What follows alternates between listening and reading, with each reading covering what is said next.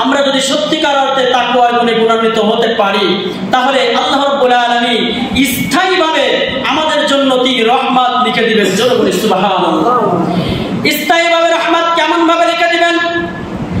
সত্যিকার অর্থে যদি আমরা নিজেদেরকে আল্লাহ রাব্বুল আলামিনের রঙে রঙিন করতে পারি, আমাদের দেহটাকে, আমাদের মনটাকে, আমরা যদি তাকওয়ার গুণে গুণান্বিত হতে পারি, তাকওয়ার গুণটা যদি অর্জন করতে পারি, তাহলে রব্বুল আলামিন কিভাবে স্থায়ী রহমত লিখে দিবেন এই বিষয়টা, এই কথাটা রব্বুল আলামিন এই যে বিজ্ঞানময় কোরআনে কারীম দেখতে পাচ্ছেন, এই কোরআনে কারীমের মধ্যে আল্লাহ তাআলা বলেছেন যে কোরআনের 7 নম্বর সূরা 9 নম্বর পারা সূরাতুল আরাফ এর 156 নম্বর আয়াতে বলেছেন যে ওয়া রাহমাতি ওয়াসিআত কুল্লা শাইইন ফাসাআকতুবুহা লিল্লাযীনা ইয়াত্তাকুন। জোরে বলুন আল্লাহু আকবার। আল্লাহ তাআলা বলেন যে এই পৃথিবীতে যত প্রাণী আছে, যত মানুষ আছে, যত সৃষ্টি জগতের যত কিছু আছে, সব কিছু হচ্ছে আমার রহমতের চাদরে আবৃত। জোরে বলি আল্লাহু আকবার। সব কিছু আল্লাহ তাআলা নিজের রহমতের চাদর দিয়ে আবৃত করে রেখেছেন। তো আল্লাহ তাআলা এই জায়গা বলছেন যে এর মধ্যে হচ্ছে লিল্লাযীনা ইয়াত্তাকুন, যারা আমার তাকওয়ার গুণে গুণান্বিত হতে পেরেছে, আমার যে সমস্ত বান্দারা, তাদের জন্য আমি আমার স্থায়ী রহমতটা লিখে দিব। জোরে বলি সুবহানাল্লাহ। রহমতটা স্থায়ী কিভাবে লিখে দিবে এই বিষয়টা আসলে আমরা ছোট্ট করে হলে ব্যাখ্যায় যাই। আল্লাহ রাব্বুল আলামিন স্থায়ীভাবে যে রহমত লিখে দিবেন যদি আমরা সত্যিকার অর্থে রমজানের রোজা রেখে তাকওয়ার গুণে গুণান্বিত হতে পারি। আল্লাহ রাব্বুল আলামিনের রহমতকে দুই ভাগে ভাগ করা হয়। নাম্বার 1, এক নম্বর হচ্ছে রহমান, আর এক নম্বর হচ্ছে রহিম।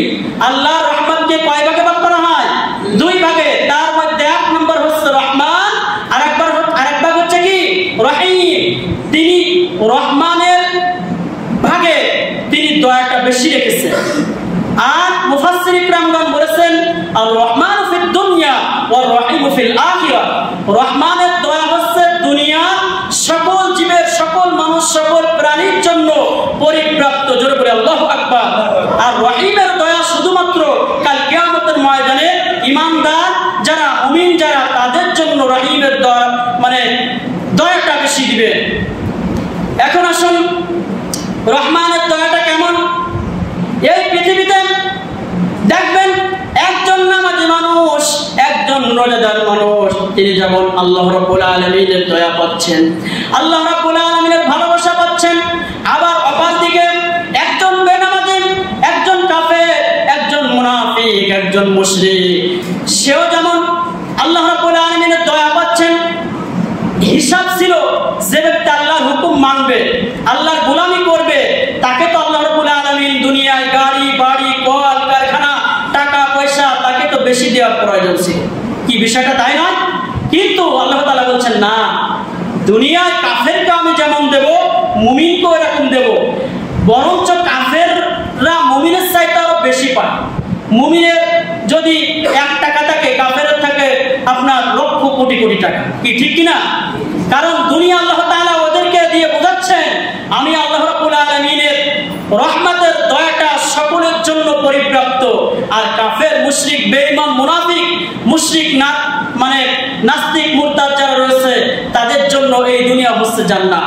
তাদের জন্য দুনিয়া কি জান্নাত। তাদেরকে আল্লাহ তাআলা আরো বেশি দেয় দুনিয়ায়। আল্লাহ রাব্বুল আলামিন এই রহমান দ্বারা এই দুনিয়ার মানুষদেরকে তিনি সকলকে সমানভাবে তিনি দয়া দেখাচ্ছেন। কিন্তু কিয়ামতের ময়দানে তিনি রহিমের দয়াটা দেখাবেন শুধুমাত্র মুমিনদের জন্য। কাদের জন্য? মুমিনদের জন্য।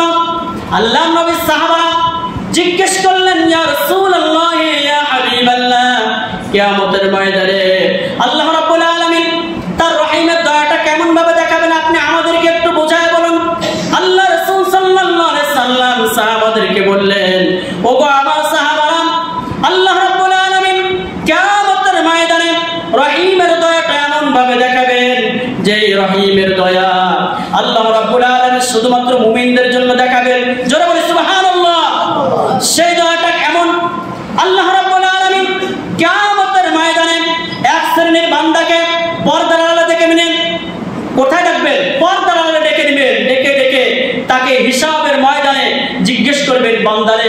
তুমি অমুক সময় এই গুনাহগুলো করেছো না, তুমি অমুক সময় এই পাপগুলো করেছো না, তখন ওই মুমিন বান্দারা বলবে হে আল্লাহ তাআলা হ্যাঁ আমি করেছি, এই গুনাহগুলো করেছি।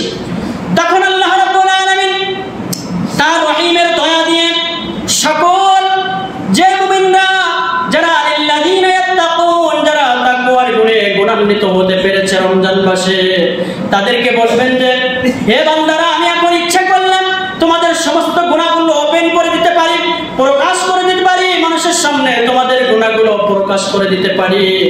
তোমরা তো নিজের ইচ্ছায় জান্নাতে যেতে পারতে না, আমি আমার রহিমের দয়া দিয়ে তোমাদের সমস্ত গুনাহকে মাফ করে দিলাম, জোরে সুবহানাল্লাহ।